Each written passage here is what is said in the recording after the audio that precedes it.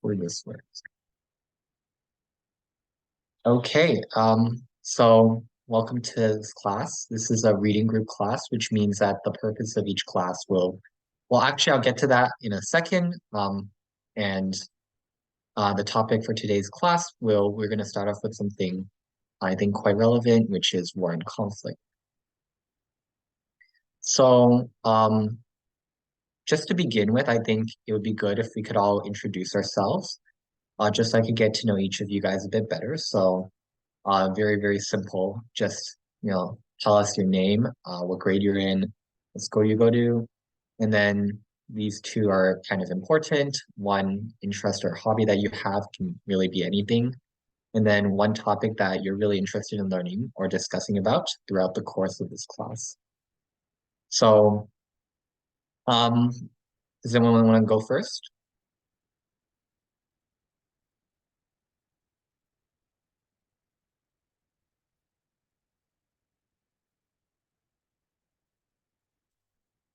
Okay, I think what we can actually start off with is I can go first, and then I'll just pick on someone random to go after that. So, as you guys know, my name is David. I'm in university, so uh, I don't really have a grade anymore, but I go to the University of Toronto. And one kind of hobby I'm really interested in is I like to do a lot of sports. So I especially enjoy playing tennis and biking. And then one topic that I'm really interested in learning and discussing about is the environment. I think, the recent news with like climate change and all that's really, really super interesting. So that's something I'm really interested about. Okay, let's now move on. We'll start with Abby and Emma. Do one of you guys want to start us off with the introduction? Yeah, I'm Abby. I'm in grade 10. I go to Pacific Academy in British Columbia. I love playing everything and I like talking about economics. Okay, great. I think your mic's it's a bit hard to hear, but thank you for that. Do you think you could like try to reduce the background noise, like go somewhere maybe a bit quieter, because it is a bit hard to hear you at the moment. Okay. Can you hear me right now? Okay, yeah, that's a lot better.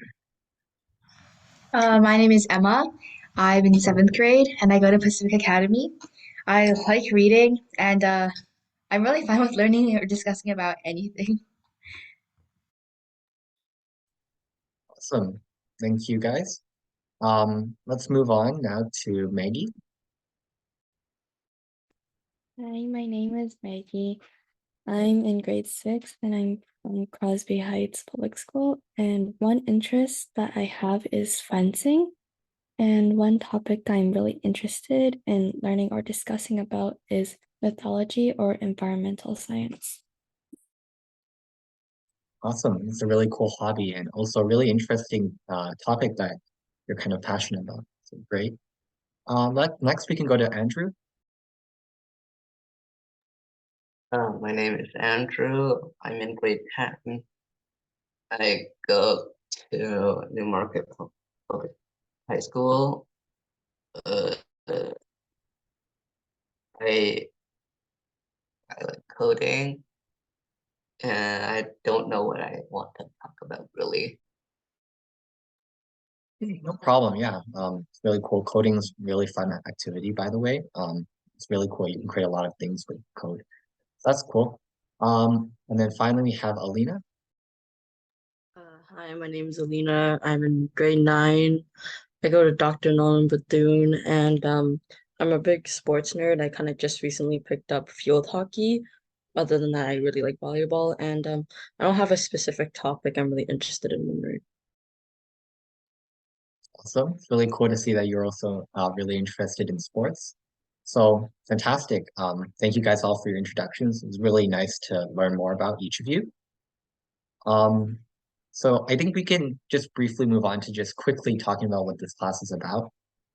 So you'll notice like, this class is maybe not like strictly a class that's dedicated towards any specific activity like Model UN or debate, but rather it's more of a class where kind of once per week we just kind of get together and we look at a few current topics or events and Basically, the goal is to just try to create a discussion where we look at different interesting parts of the topic, and we have each of you guys kind of critically examine it and come to your conclusions and give your opinions about what you think on these sorts of topics, right? The goal is for you to come away with more knowledge about these topics, about these current issues that are happening, but also be able to kind of sharpen your critical thinking skills of thinking about these topics on a deeper level, not just, oh, I know what happened, right? But understanding like why did this happen or how will this affect the world or the people or perhaps even your own lives, right?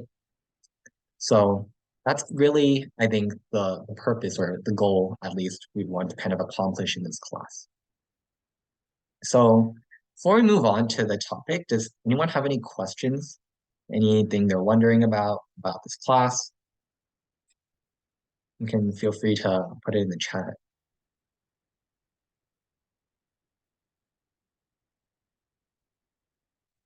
Okay, so cool. Let's move on. So as you guys all know, Remembrance Day was actually just about a week ago, and this is why I think today's topic about war and conflict, which is going to be the first thing we're going to talk about throughout the course of the semester.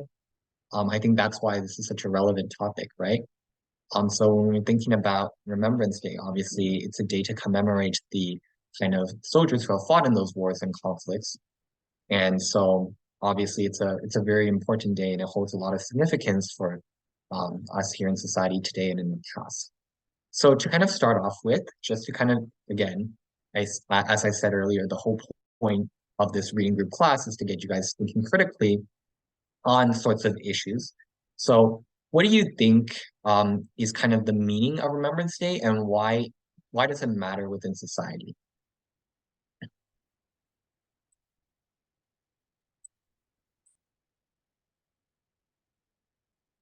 So you want to start us off with an answer?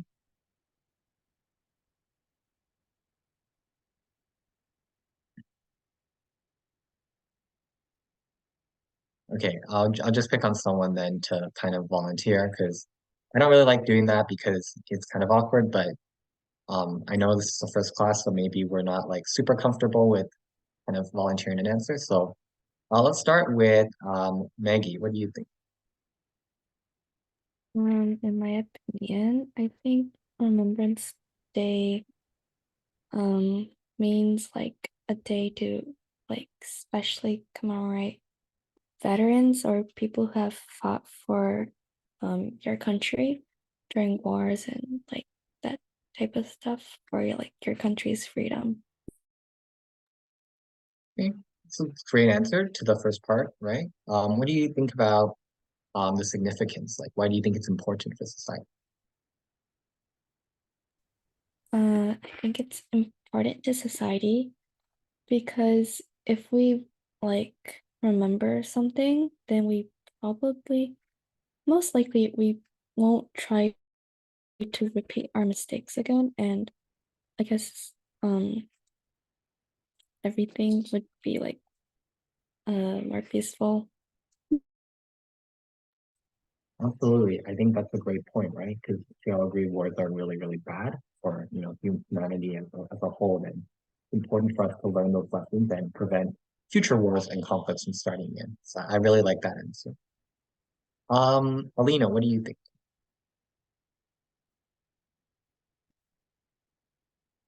It's pretty similar to what Maggie said, that the whole idea of Remembrance Day is to remember those who ended up like losing their lives or just giving up something of their own to fight for our country.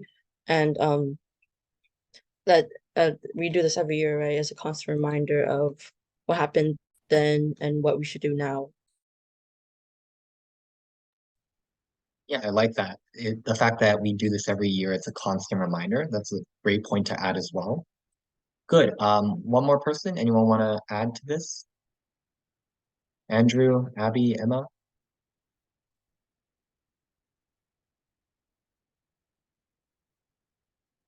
Okay.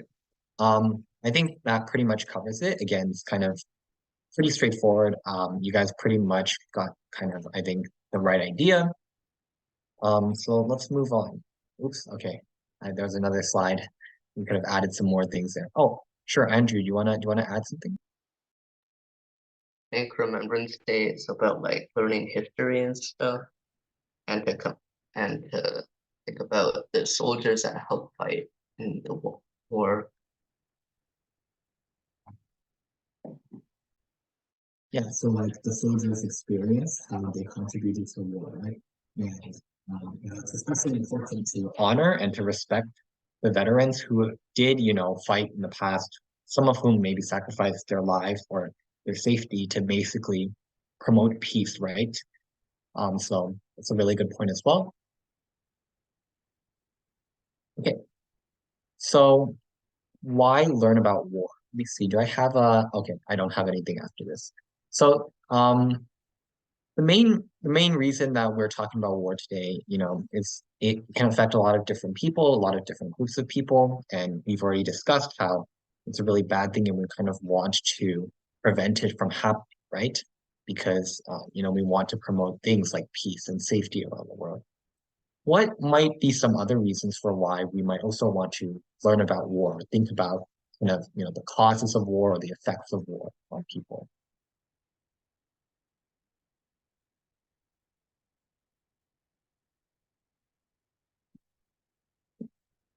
Let's go with Abby. What do you think? Sure. I think like in times of war, it really kind of reveals each country and every person's like true values and beliefs, especially in such hard times.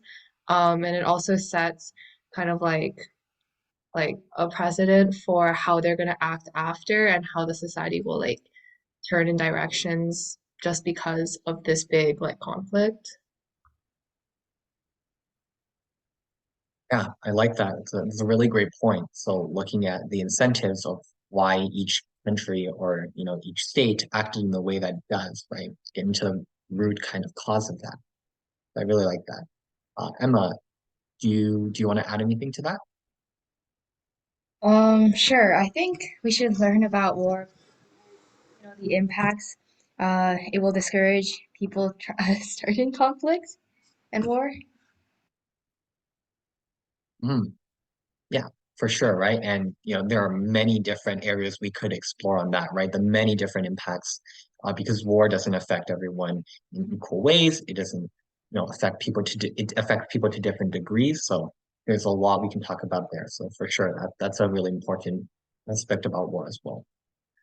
Oh yeah, okay. There's also I think Alpha, you're a new student. Did you want to maybe change your Zoom name? So I'm not sure if maybe that was like a nickname or something that you had, or if that is your name. I apologize. I'm just not really sure who you are. Can you unmute or maybe type in the chat just to let me know if you can hear me? Okay. Um, okay, how about just to make things simpler, can you like quickly just introduce yourself? Like what's your name, grade you're in, school you go to, one, interest or hobby that you have. I don't have a mic. Oh, okay. In that case, do you want to just like maybe type in the chat and introduce yourself? Just like a few like quick points about like your name, school, grade is fine. And then you can just participate in the discussion through the chat. Um, so if I like call on you or something, just you can type your answers in the chat. Okay, perfect. So this is good. Oops, I didn't change the slide. We're not going to talk about uh, Afghanistan, I don't think. But just to kind of talk a bit more, touch more on kind of the current issues and how war and conflict links to even today time and age, right? We're going to look at three ongoing conflicts. First is the Russian-Ukrainian war, something that's been going on since 2021, so it's quite recent. You guys probably have seen it in the news. Second is the Syrian civil war. This one has been ongoing for a bit longer. And then finally, we'll talk about the Israel-Palestine conflict.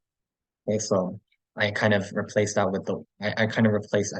with that because I think that it does reflect what we're seeing in the news a bit more recently. So we'll quickly touch on that. Okay, how do I get rid of my annotations? I don't know. We'll start with the Russian-Ukrainian war. So, how do I clear my drawings? Okay, there we go. So, um, as you guys know, this is kind of a war that's going on quite recently between Russia and Ukraine. And the fighting has kind of started since 2021 and still persisting until today.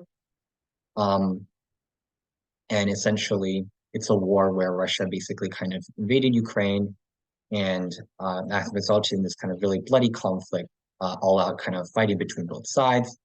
And these numbers are a bit inaccurate, but by the statistics, you can see that it's already kind of been affecting thousands, if not millions of people, actually. So I want to first kind of start off by just talking about the causes of the conflict. So does anyone like have any ideas or, maybe from what they've read in the news or just from what they know generally? What were kind of like some of the key causes for the start of this conflict?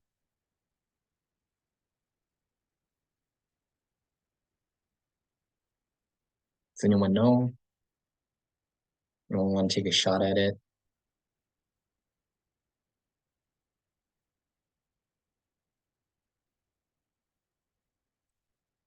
Okay, Maggie, do you want to try? I'm not sure what causes are, but like I'm pretty sure like the is it president of Russia or yeah, Vladimir, um, yeah, that guy, he just I'm not sure why though, like he just started the war. Okay, that's totally fair. You're absolutely right. I mean, the war was instigated by Russia, right? By President Putin, which is the guy you see in the picture there.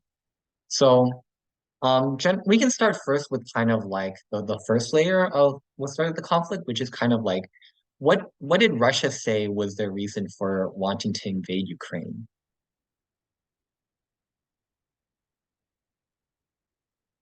Does anyone else want to kind of give an answer what they think?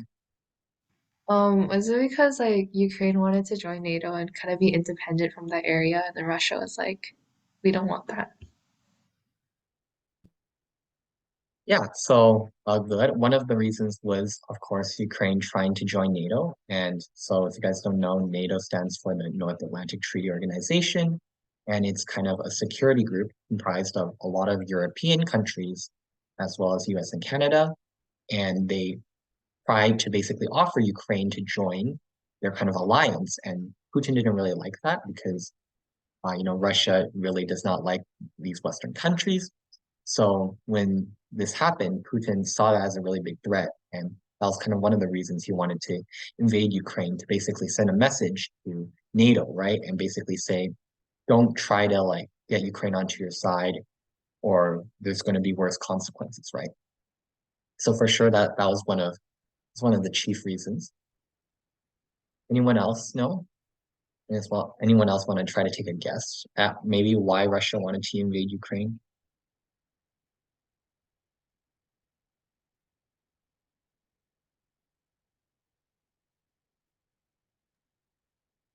Before Ukraine was part of like Soviet Union, so maybe they thought there's a reclaiming land or something.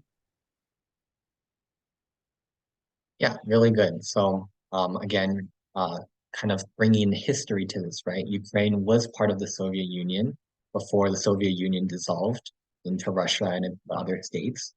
So, I think Putin, especially, he kind of still sees Ukraine as part of Russia, right? And he wanted to kind of reunite Ukraine with the rest of Russia as he sees it, right?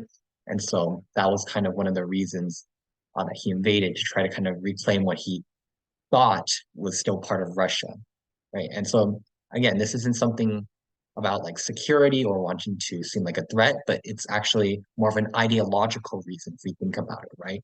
It's what Putin and the people, his other leaders, right, personally believe in. And so that's why they acted on it and wanted to invade Ukraine. It's good. Any other thoughts for or any other reasons we can think of for, what started the conflict here?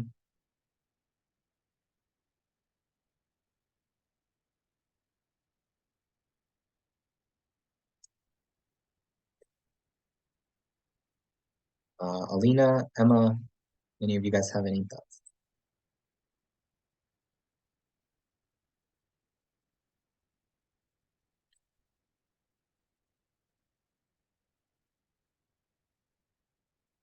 Not sure. Okay. So I can also talk about some other reasons that basically kind of kickstarted this conflict, right? One other reason is that a lot of the times when countries start conflicts, right, or start trying to invade other countries, is usually because their leaders are kind of losing in popularity within their own countries, and they want to have a reason or an excuse to try to kind of unite the country around a common enemy. In this case, Putin, even though he is basically a dictator, he's also very unpopular in Russia, right? A lot of people dislike him because he's a dictator, and so a way for him to basically try to get more of the people to support him is to say, let's blame Ukraine and let's say that Ukraine has been trying to get along with the West and has been doing a lot of bad stuff, and so we have to invade Ukraine. So it's been also a way to kind of feed the propaganda for Russia, and his dictatorship to try to get more support for its government. So that's also a really interesting dimension to think about it. So basically all of these factors kind of combining together basically pushed Putin and Russia to kind of start this conflict to invade Ukraine. So as you can see, war is very complex. There are many, many different reasons for why Russia started this conflict. Okay, let's move on. Oops. I don't know if I get rid of my annotations. Your own phones. Okay. So in terms of the type of conflict this is, what type of conflict do we think this is? Like, how has the conflict been fought from what we know? Is it a direct conflict? Is it an indirect conflict? Is it kind of a small scale battle, or is it kind of more of a full scale all out war?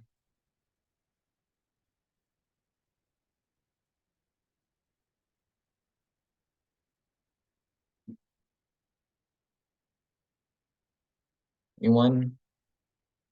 Thoughts? Well, it's kind of like I wouldn't say like a world war, but it's pretty big war with like civilians getting injured and bombings. Yeah, for sure. So from the side of Russia, definitely it's a full scale war because they're the ones invading Ukraine, right? So it makes sense that they're putting all of their resources, their soldiers into battle. And then from the side of Ukraine as well, they're literally fighting to not have their independence taken away from them. So for them, it's also going to be something that they're going to, put their full force towards, right?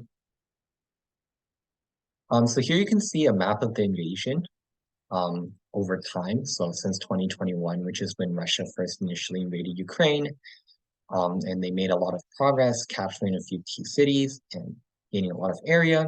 But since then, Ukraine has been kind of pushing back, fighting back, right? And this is actually also due to a lot of the support that Ukraine has been gaining, right? So again, even though this is just a war fought between Ukraine and Russia, that doesn't mean other countries around the world haven't been getting involved, right? So if you've been following news at all, you'll know that really, really big countries like the United States and even us here in Canada, right? We've kind of supported Ukraine, put our support forth to Ukraine by donating a lot of money and weapons and supplies and military equipment to help Ukraine fight against Russia. So as a result of all that support, overwhelmingly towards Ukraine, by the way, Ukraine has been able to make a lot more progress in pushing back Russia's invasion. So again, here's some more maps you can kind of visually see how the war has progressed over time and how Ukraine has reclaimed a lot of the territory that Russia initially captured. So let's talk about some of the noteworthy events. I think some of these are also like you can probably find as trends in any type of war and conflict, right? The first is NATO and the EU, which we kind of already talked about, and how they were wanting to get Ukraine to join them. Does anyone know specifically the reason that the West is like really, really wants Ukraine to kind of join these organizations?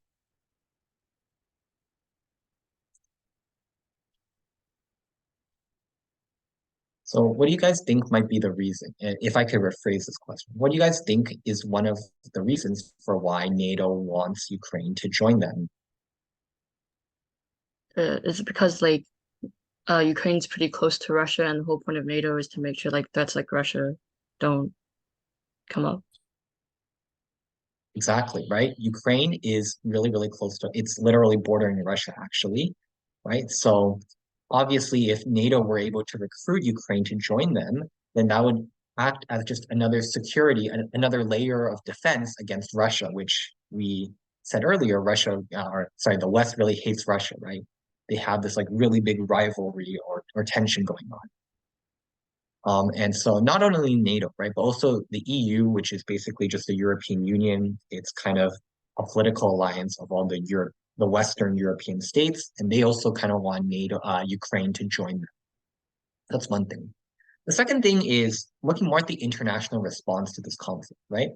So as a result of Russia's aggression in literally directly invading Ukraine, there's been a lot of backlash against this, right, from other countries around the world. And so one way they've kind of tried to punish Russia or kind of try to discourage Russia from doing this further is by sanctioning them.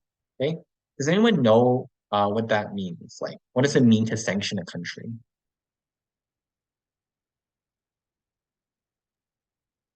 So like not trade with them, I think. Yeah, so that would be one form of sanction, right? Where you kind of completely stop trading with them. That's known as an embargo.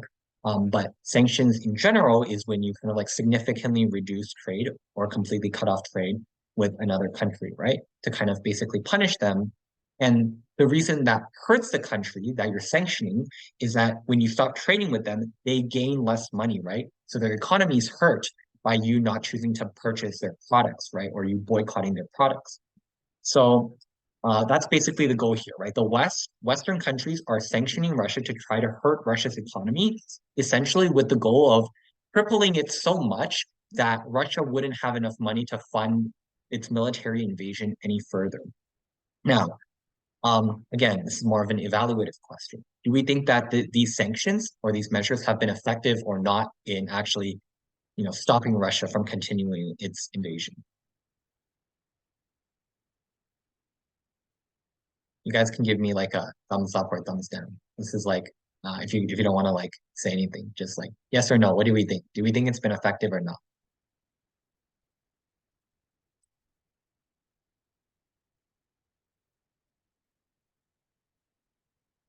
Okay, maybe I will pick on someone. Uh, Emma, what do you think?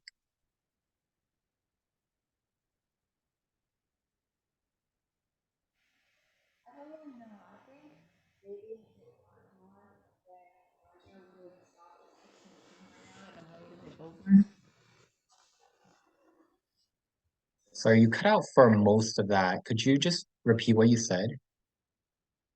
I think like maybe if it had worked more, Russia would not like the conflict would not still be going on right now. Okay, so you think that it hasn't been really effective, right? Not really. Mhm. Yeah, that's good. Anyone agree or disagree with that?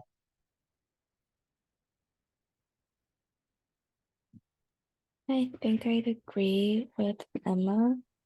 Like, um, it's effective, but it's not effective enough to actually stop Russia from further attacking Ukraine. But it works a little bit. For sure. That's a great point. So recognizing that, yes, it has had some effect, right? Because obviously, for example, the United States was a really big trade partner with Russia. other European nations are also really big trade partners with Russia. So it makes sense, if you stop trading with them, it will hurt Russia to some degree. Does anyone know the reason for why Russia has still been able to use its economy and to still continue funding its war? Do we know, or can we think of a reason for why, even despite all these sanctions, Russia has still been able to continually fund its war? I'm not completely sure, but it was like I think it was September, October, like public forum debate topic about the Arctic. Basically a really big thing was that like because of all these sanctions placed, Russia had to turn to China to fund and trade, and then they've been using like the Northern Sea route, and then that's pushed like their collaboration to be really strong. So then China has been funding a lot of the war. So yeah. Very good. That's exactly what I was going to get to, right? So, um, actually, China is one of Russia's biggest allies, as I'm sure you know. And as a result of this, right, because the West has now isolated Russia, Russia has now so shifted its trade towards China, right? So Russia produces a lot of agriculture, but they also are very, very rich in oil, right? Which is a very desirable resource. So even though like the West doesn't want to buy that, obviously there are other countries in the world, including China, who do care about these items, right? So they still want to trade with Russia, which means Russia is still able to, make a lot of money off of those goods, and that's primarily one of the reasons why Russia has still been able to continue on with this war. So very good. Um, Other events to kind of think about. The first is conscription. So Russia has, as the war progressed, Russia had needed to use more and more soldiers to kind of fight in the war, and as a result of that, they passed conscription and basically forced everyone of age who's a male to be basically drafted, or not everyone, but like if you were of age and you were a male living in Russia, you could be forced by the government to fight in the military. So that was another noteworthy event. And then the final thing is obviously, in war, things can get really ugly and a lot of war crimes have been committed. Well, we're not going to go into detail of those, but a lot of really bad things, including civilian bombing, right? So one of the rules in war is you're not allowed to like hurt civilians because they're seen as innocent, right? Like they're not really fighting in the war themselves. So you should shoot the enemy soldiers, but you shouldn't like kill or bomb innocent families that are kind of just living in the spaces where you're fighting. So obviously that's a war crime that's really bad. Now, do we think that Russia has actually been like punished for its war crimes from what we know? Like, has the international community gone to get kind of come together and be like, let's punish Russia, let's hold them accountable, let's put the leaders who committed these war crimes in jail? Does that happen or no? No, I don't think so. Right. For the most part, absolutely not. So you're right, Andrew. It hasn't happened. And can you think of possibly some reasons for why it is not happening?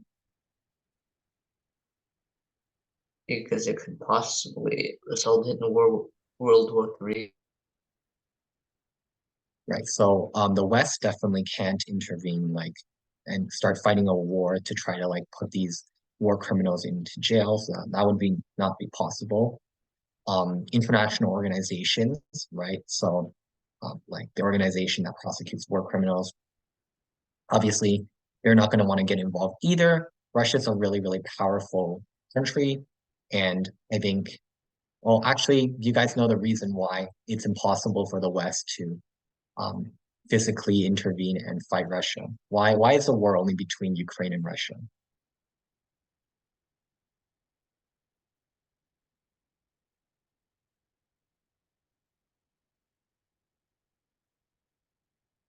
I'll give you guys a hint, right? It has something to do with the fact that Russia is a really powerful country, and usually very powerful countries have these things, these very powerful things that make it so that no other country wants to directly fight them. Is it nuclear bombs? Sorry, you cut off again there. Could you repeat what you said? Is it nuclear weapons? Yeah, exactly. Nuclear weapons, right? So Russia has nukes, which means it's impossible for, like, say, the United States to send soldiers because they know that if they do, and they attack Russia, Russia could potentially retaliate with their nuclear weapons. So even if the United States themselves also have nuclear weapons, they don't want to have the possibility of Russia nuking them. So that's the reason why the conflict has only been constrained to Russia and Ukraine.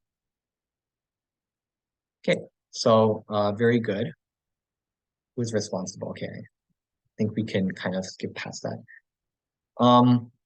The final thing, and this is more of an open-ended question, because I do believe there are both sides to this, right? Should other countries be stepping in for the war effort? And obviously, I don't mean like directly fighting in the conflict, but it's things like sending military or financial support to Ukraine. Do we think that other countries like Canada or the United States, should they have like a moral responsibility or an obligation to help out Ukraine? Yes or no?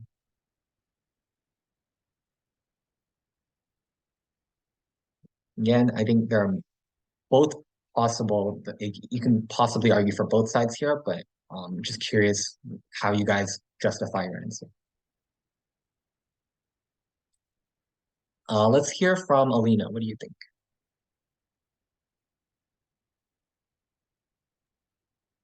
Well, obviously there are certain countries that may have agreements with Ukraine, but others they um they don't have any like, let's say, actual like obligation or thing that says, oh, if Ukraine is in a war, you're going to help them. Some countries don't have that, but I think like morally, you know what's right and what's wrong, and that most countries have already done this, at least send supplies and some soldiers to help, right? So I think it's like more of a moral thing. You think this is right or wrong, and you know that it's right to help Ukraine because they're a smaller country being attacked by this big country like Russia. Sure, it's a great point. I like how you touched on both sides. Like some countries may be allied with Ukraine and have kind of a political obligation, but also looking on a moral level, it just makes sense for us to want to help, the innocent people who are being hurt in this war, right? That's a great answer. Let's hear from one more person. Anyone else want to add, or maybe like bring a different perspective?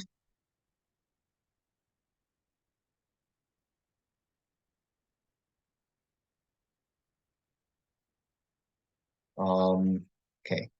Alpha, do you wanna type what you think in the chat? And then we can also hear from Andrew. What do you think? I don't know. Not sure.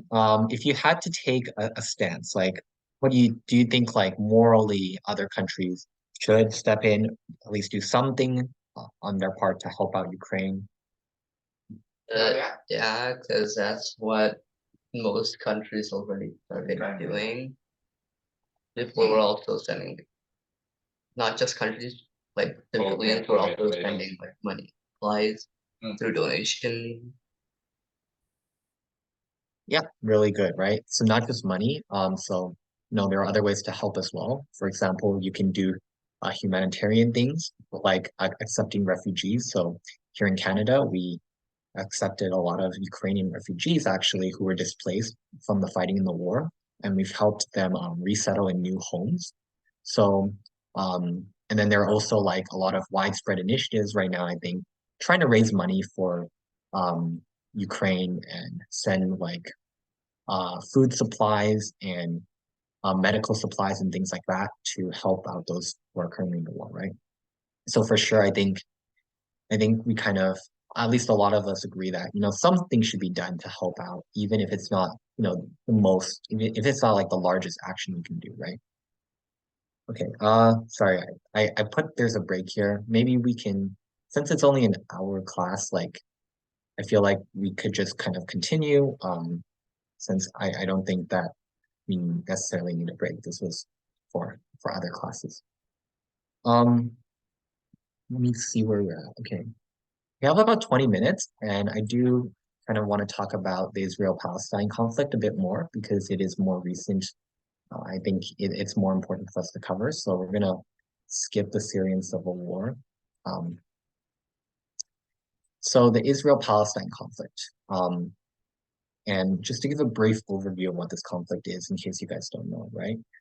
So it basically started back in World War II, after World War II, and after the Holocaust. Um, basically a lot of countries in the world, and the United Nations, which is like the organization that almost all the countries in the world are in, basically believed that um, anti-Semitism was really, really bad, and Jews were kind of being persecuted, and the Holocaust was kind of like the culmination of all of that, where we realized this was a really big issue. So, what did they believe was the correct solution? Well, they believed that they should carve up some land in the Middle East, in the area known as historically known as Palestine, and give that land to kind of to establish a new state for the Jews, which is known as Israel. Okay.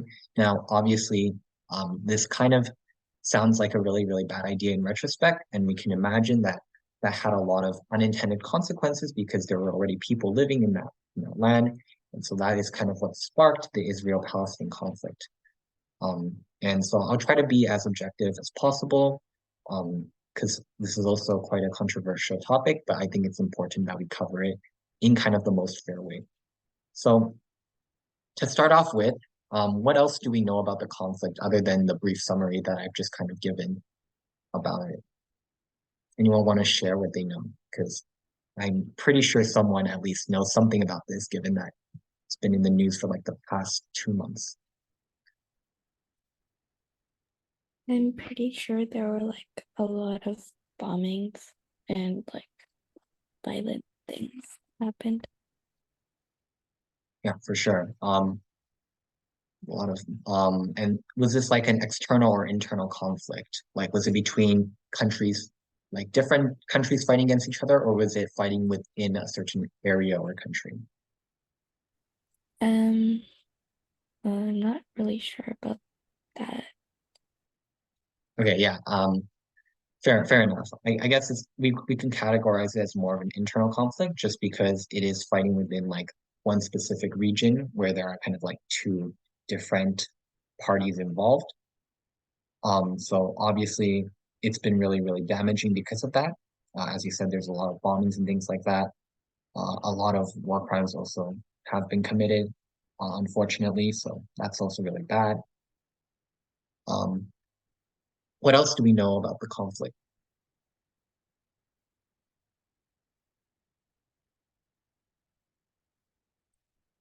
Anyone want to add to that? Like any other like causes that you know that kind of started this conflict off, or any kind of recent events that have kind of been worsening the conflict? I think one of the main problems with this is that both sides keep on like I don't want to say this, but they both kind of more attack the innocents instead of those, right? Because you have people in Palestine, the ones who are fighting, hiding within civilians. So you have the Israel's hitting civilians, and then you have same thing on the other side, and it's just making everyone think different things, and then that's why it becomes so controversial. Because some people say, "Oh, they hit this innocent," and they say, "Oh, but they also hit that innocent." I think that's really important to recognize that it's become a really messy conflict because both sides there have been extreme actions taken by both sides that have harmed civilians, right? And it's actually kind of what I wanted to talk about next, right? Just to give you guys a bit more context, because I think this context is really important to understand. How did we actually get to where we are today? As I said earlier, basically after World War II, the United Nations, this group of basically almost all the countries around the world, came together and passed this kind of bill, basically proclaiming, well, we're going to separate Palestine into two distinct states, one with Israel and then one for the Jews, and then one with Palestine for the Arab population. And after that, right, as I said, it sparked a lot of conflict because people weren't really happy with this on both sides, and it led to a lot of wars. Basically, long story short, as a result of all of that wars, first of all, the territories of Israel and Palestine changed significantly. So you can see after kind of these wars, Israel gained a lot more territory than it had originally been assigned to it. But the other and more important thing, because as it relates to today's situation that occurred due to this, was there were extreme groups that came that rose to power as a result of all this conflict and fighting, right? And this is something you'll usually see happen in conflicts and wars, right? When people are kind of desperate and when people are kind of like ideologically driven in this war, especially in this conflict, there are kind of some like more violent groups that kind of tend to arise. So one of those groups is known as Hamas, and Hamas is particularly important to understand as a terrorist group, right? They kind of are taking a more extreme stance within the war and taking very, very violent and extreme actions within the war. And that has led to a lot of a worsening of the fighting, right? Because Israel, which is kind of like more in power in kind of the current times, because they've been winning the wars and they've been accumulating a lot of land.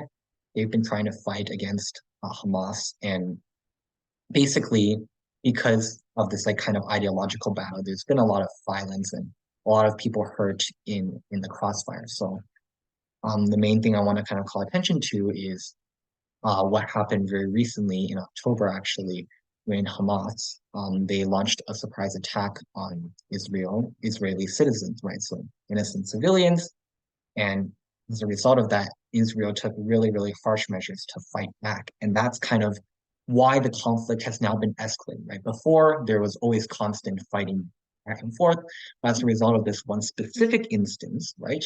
This one specific terrorist attack that has occurred, this violence has only accelerated and become much, much worse. So I hope this kind of helps you guys understand how we got to the current situation, the current state within Israel and Palestine.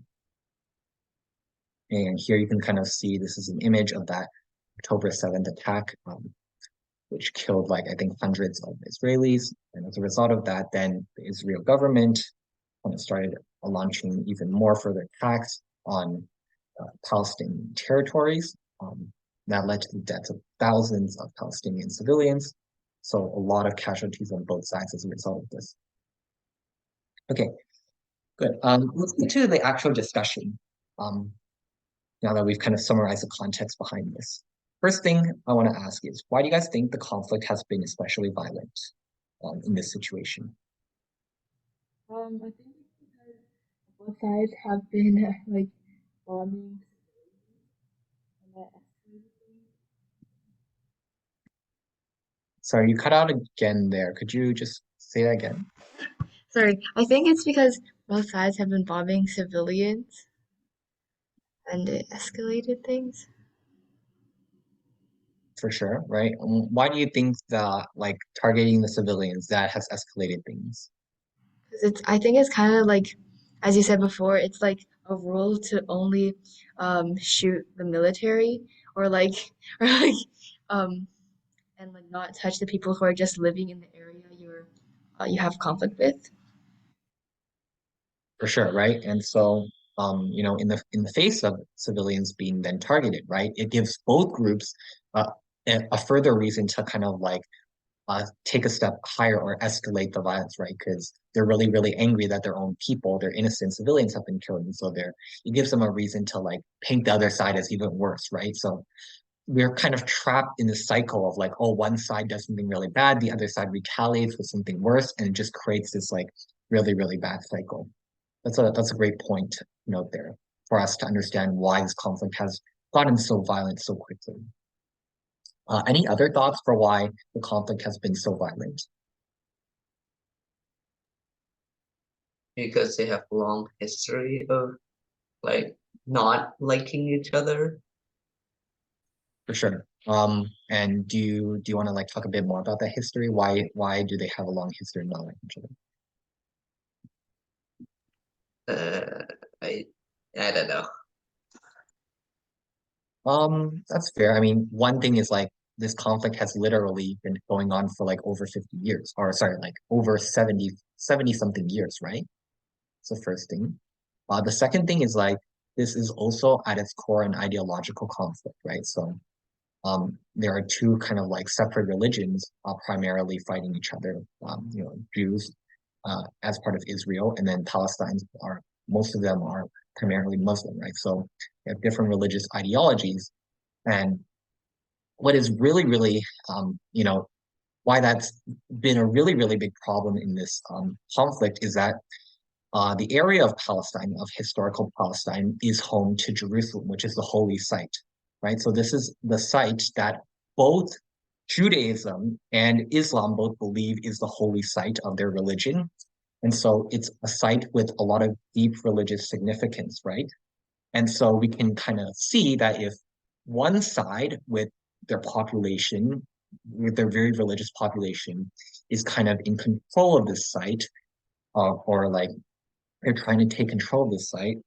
Obviously, to the other religion, that can be seen as like really, really problematic, right? And something that could drive them to worsen this conflict. So there's also a religious element to this. So I mean, yeah, Jerusalem is that kind of purple area in the map there. Okay. Any other reasons why? Oh, we can move on to the next question, I think. What other stories have we like seen in the news regarding this conflict? Because I know again, this is like literally everywhere. You can probably see it on social media or on the news, or just people talking about it. So, what do you guys think are some like really important stories to note of from this conflict?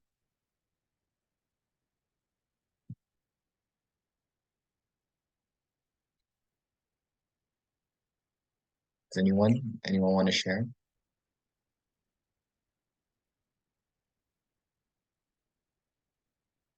Okay, what about Alina? What do you think?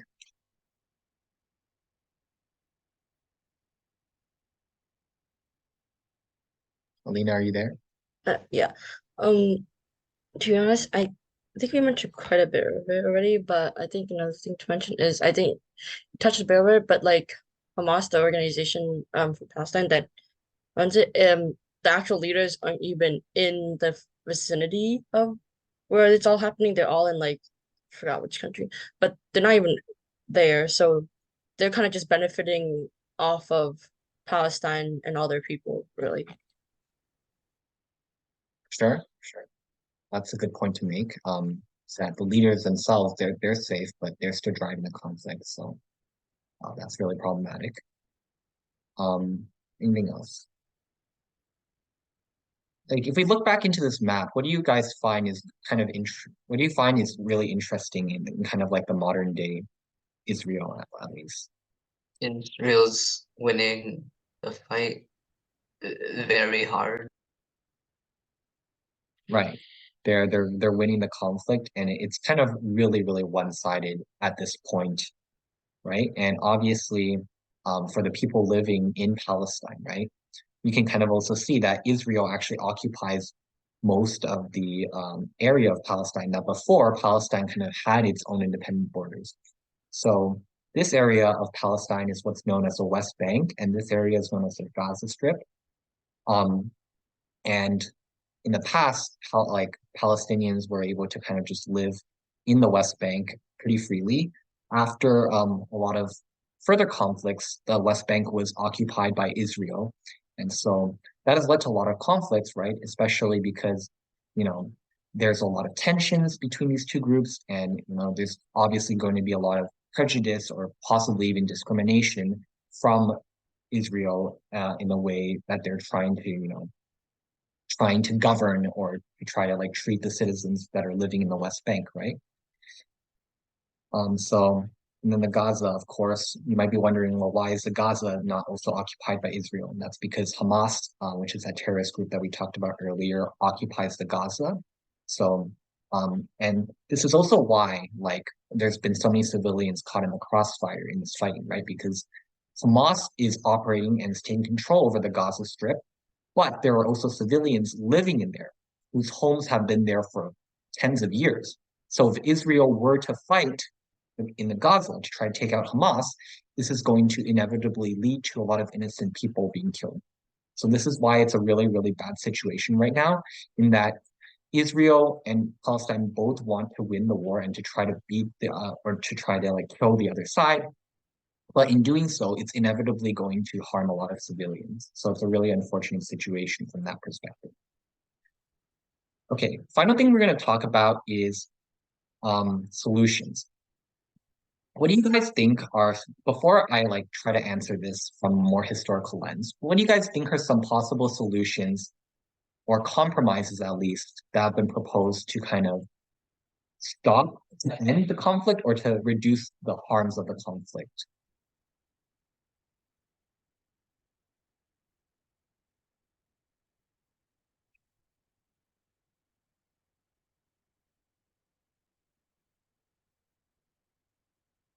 Okay, Abby, what do you think?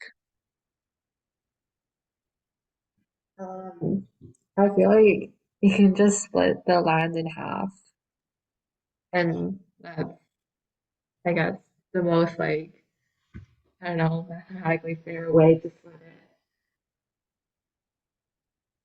it. So like by when you say like split the lines in half, like what do you mean by that?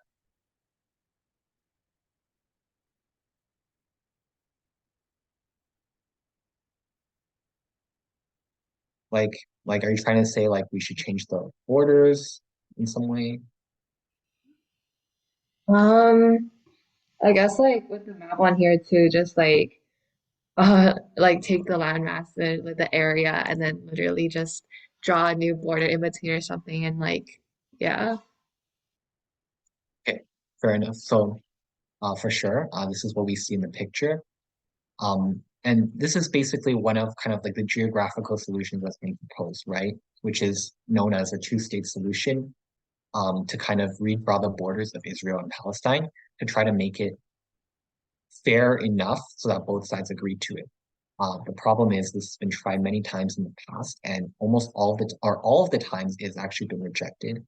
Like the plans have been rejected because one of the sides felt that it was unfair. And so that's why, despite the United Nations and these other kind of third parties trying to step in and kind of resolve the conflict, to this day, both sides are still very, very unhappy with those solutions, and that's why they're still fighting to this day, right? So in the long term, that's probably a solution um, that has been tried many times. What about in the short term? Because obviously, even day to day, hundreds, tens of hundreds of people are being killed from this conflict. What might be some possible solutions to at least, alleviate this conflict in the short term?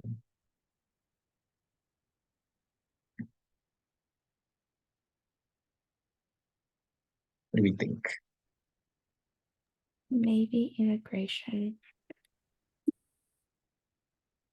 Oh, sorry, you cut out there, Maggie. Could you repeat that?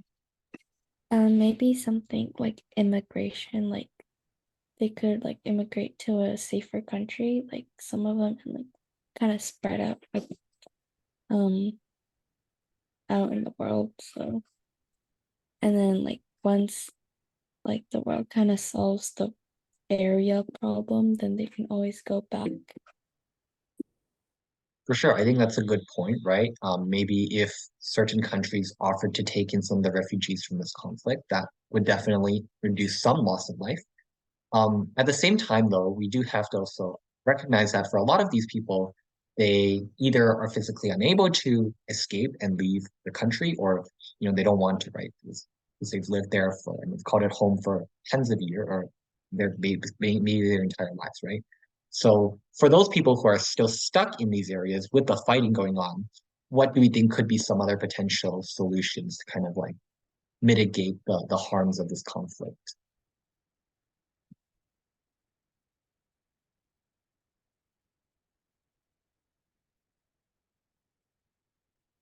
Anyone have any thoughts, ideas?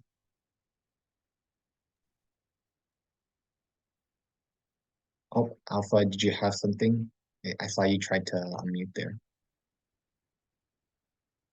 Okay, I guess. All right. Andrew, what do you think?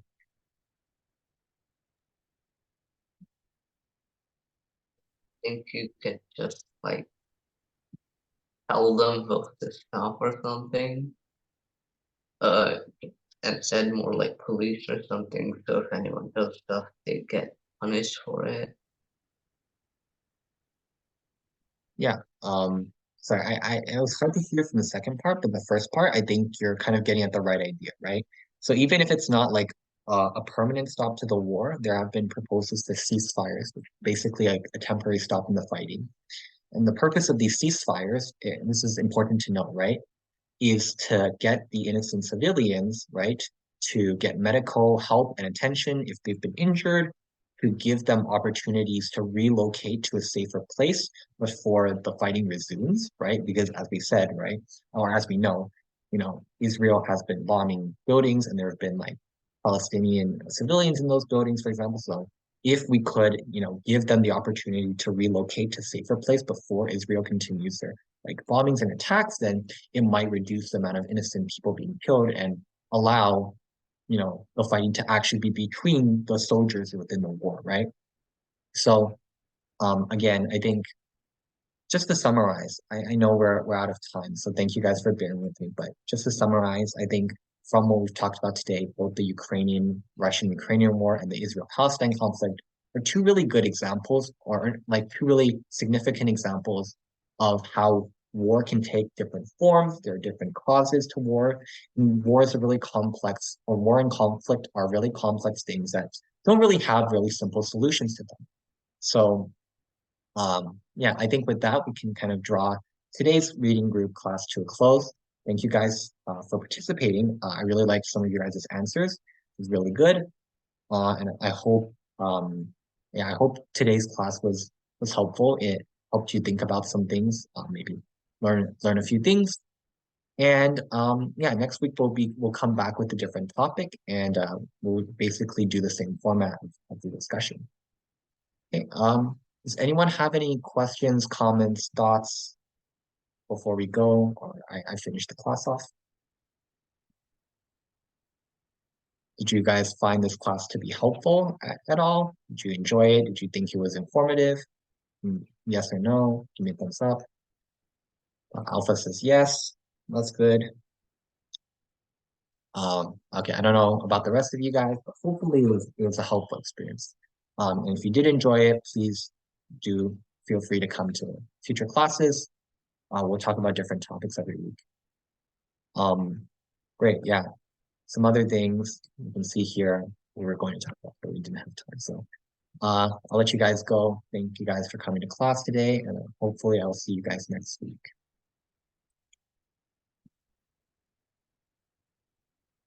All right, bye guys.